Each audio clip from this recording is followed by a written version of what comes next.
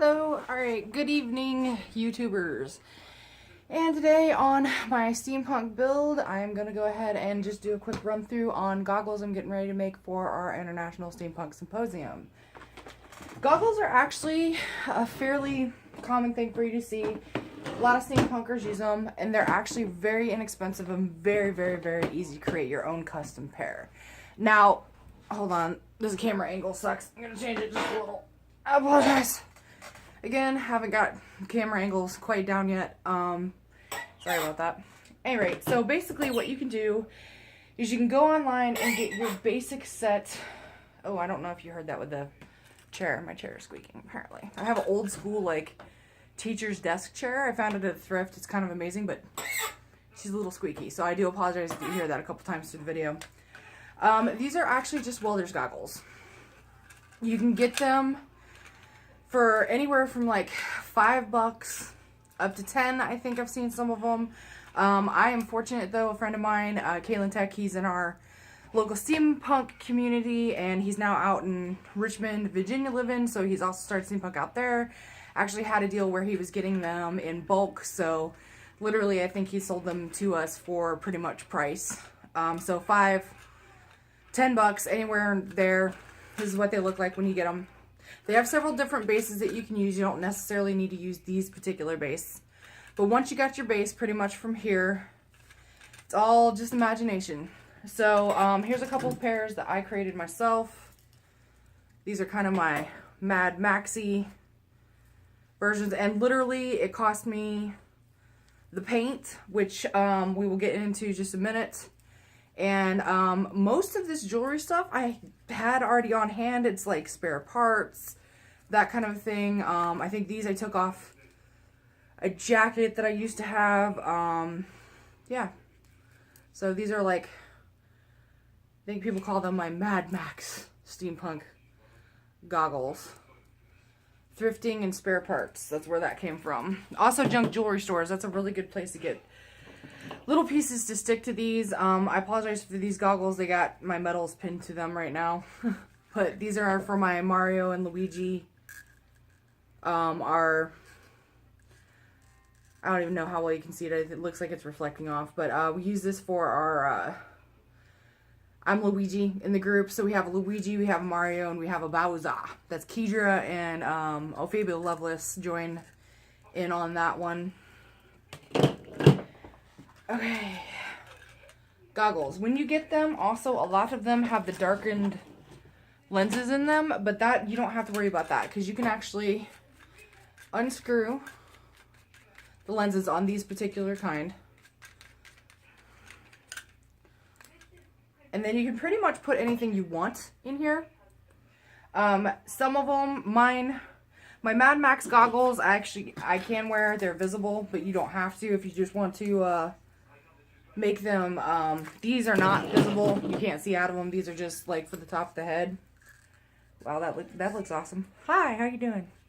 Using my nose to keep my goggles on. So it's really up to you. Also with these, the nose piece, right now it's just these little ball piece that comes with it. And you can change that out as well. You can use a little strip of leather, get a different colored balls. These are like little chain necklaces. I don't know if you remember those from like the 80s. That doesn't date me at all, right? Okay, so get them. Decide what kind of eyepiece you want on them. Me personally, I like to just take it apart.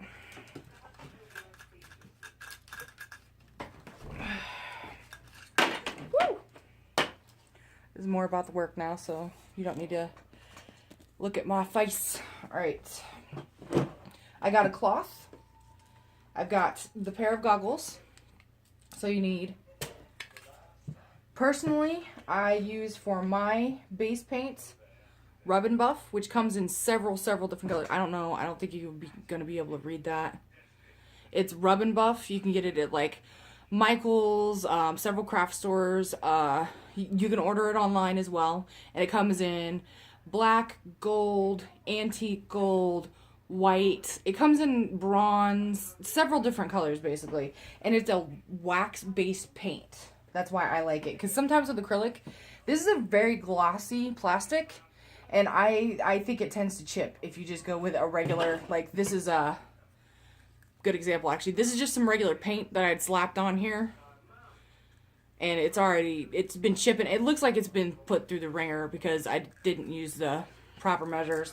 Another thing you can do to help keep from chipping whenever you're working on plastic, just rough this up, get some of the glossy off, sandpaper, Dremel if you've got one, anything to that effect. But I find Rub and Buff actually does a very fantastic job. Like these guys are Rub and Buff. And this is if you want to make them look.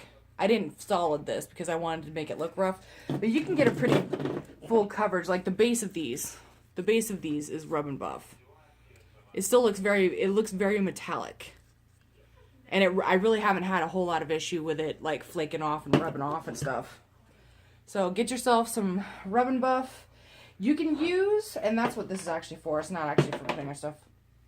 You can use either a rag with Rub and Buff, or I like using a paintbrush because paintbrush helps me get a little bit more detail, or a combination thereof.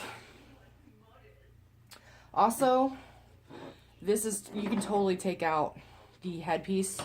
This is just a elastic headpiece that comes with it, and you can actually put in like a leather headpiece holder on her, whatever that is, earpieces. Or I tend to just decorate the elastic that comes with it. Leather would be nice, not gonna lie, but you can get scrap leather at a lot of leather working places, or if you have any friends that work with leather and have some scrap pieces, you might be able to get some scrap leather that way. Alright, so now this is taken apart. Basically, I just take the Rub and Buff, a little bit on there, and then you do exactly what the title says. You just rub it in. And that's part of what gives it the metallic-y sheen. Now, these are for, like I said, International Steampunk Symposium tea stroll is what I'll be using these for. So I don't want a complete solid effect. I'm just going to be doing more of a wash, because I want to put a little bit of whitewash on top of this, or give it less solid of a metal feel, basically.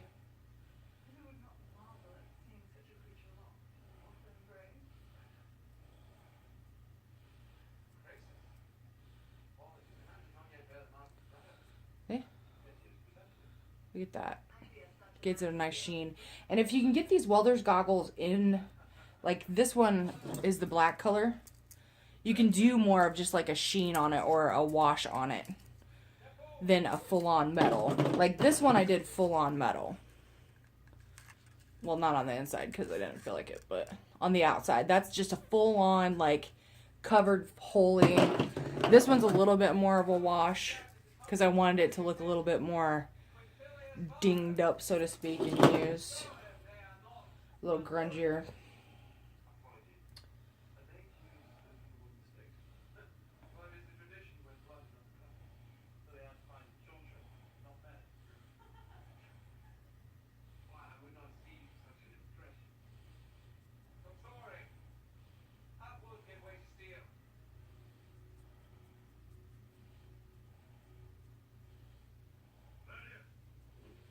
Again, like, I don't even think there's any real wrong way to create. I mean, create how you want to create. What works for you. As long as you're not hurting yourself and not hurting other people, go for it. I mean, there are some things that are good to know, like, especially when covering, like, these plastics, like, acrylics tend to chip. You find that out the hard way if you don't already know that kind of thing. But, I mean, maybe you want it to chip. Maybe you want it to look more beat up. Then go for acrylic. It ain't gonna harm nothing if you do a little bit of acrylic on it. But the one thing I do absolutely adore about Rub and Buff is because I find with a lot of acrylics and a lot of others, it's really hard to find that paint that is gonna still give it that beautiful metallic looking finish. You know, and the Rub and Buff really does. It really, really metallizes it, which is really nice. And it's a wax-based paint. Because there's several different kinds of paints. There's water-based, there's wax-based, there's alcohol-based, and all of them are going to perform differently. So before you start a painting project, you might want to look into what paints what best. Especially when it comes to Are these going to be roughed around? Do you care if they have a rough look? Do you want them to have a clean look to them? So it's all about your project, your creativity, you know, what you want them for, what you're okay with them looking like, that kind of a thing. Yeah, look at that. That literally took just a couple minutes and very, very nice and metallic.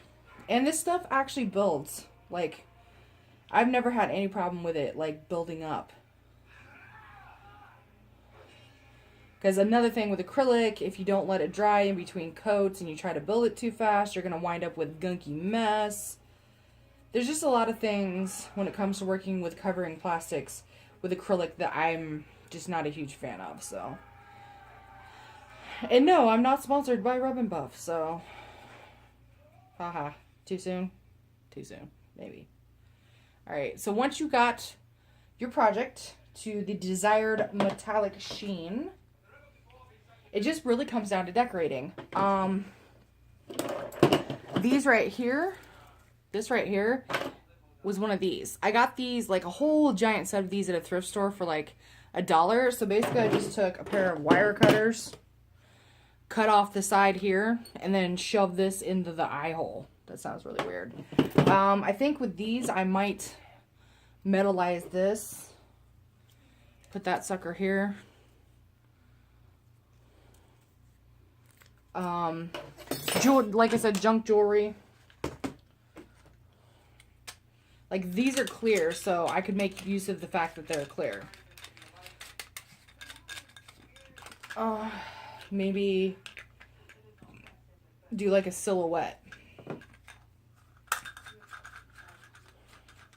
You don't even have to always use glue. I mean, there's several ways to get things to stick where you want them to. Like with this, I wouldn't necessarily have to glue it. I just got to screw it into place. I wanted to take and put a clock in there, like a shadow of a clock, which would be kind of cool. Just unscrew it, take it back out. Or even just leave the clear plastic off of it. I mean, so many possibilities. Yeah, because I kind of like that. That's kind of cool. Yeah, no glue required. And check it out. You could even do a half C on it. Wrap this around like so. You got an eye patch with a shadow clock. Now the piece that I'm showing you here is actually something that I made. This actually got ran over. It was in the same bag that my Lulu stuff was in, and it's missing a couple pieces. But basically I just took some watches and some watch parts and glued them in here. Some good glues to use. That's another thing. Wellbond, I really, really, really like. That's another thing with glues. You got to figure out what you need with your glue, because if it's too dry of a glue, it's going to crack on you. If it's too gummy of a glue, it's going to just like roll right off. So you got to find what glue is good for projects. But Wellbond is a really good one that I like. I know you can't read that because it's all backwards, but it's Steel Tough Wellbond Universal Adhesive. This stuff doesn't insta-dry though, so that's a problem. But get a little thing of these, a little this, you're in business as long as you can clamp it. This, if you need a little quicker drying time, this is a staple E600. That looks like E, but you get the point. E600. That's another good glue to go to. And again, here lately, I've been doing the 5-second fix. And this is a gimmicky as seen on TV, but so far it's been doing like really well with holding my projects together. Haven't had any issues with it yet. I will keep you updated as we go. So basically this is going to need to dry. I'm going to need to do the coat on the other side. And if I was smart, but we all know I'm not smart, I don't think ahead, I would have gone ahead and done like stages and had it ready for you, but I didn't. But this is just, again, a quick overview. How to get your goggles to look like so. But it's basically just taking ends and pieces and getting them stuck where you want them. Putting them together how you want. These are really inexpensive. So, at any rate. Woo! This is not working out to my advantage at all. But, oh well. Alright. Woo! Okay. Sorry, having issues with the thing that I'm holding up the camera with. At any rate. So yeah, I hope this was at least a little informative. Dang, this was a long video this time. Sorry for anybody who watches it and was like I was gypped. I do apologize again. I'm a MacGyver. I don't really think all the way through with things, but I'm just trying to help and hopefully, you know, give you guys some ideas on things you can do to make yourself a pair of goggles. Like, me personally, I've got a whole bunch of these just laying around. It's just bits and pieces that I put together. I've got a wire box. I've got another jewelry box just full of stuff. But I can keep you apprised and updated as these goggles make their progress. I think I'm actually going to stick with this. Get it all painted up and go with this. Anyway, hope everybody is having a really great week. And I'll post again soon.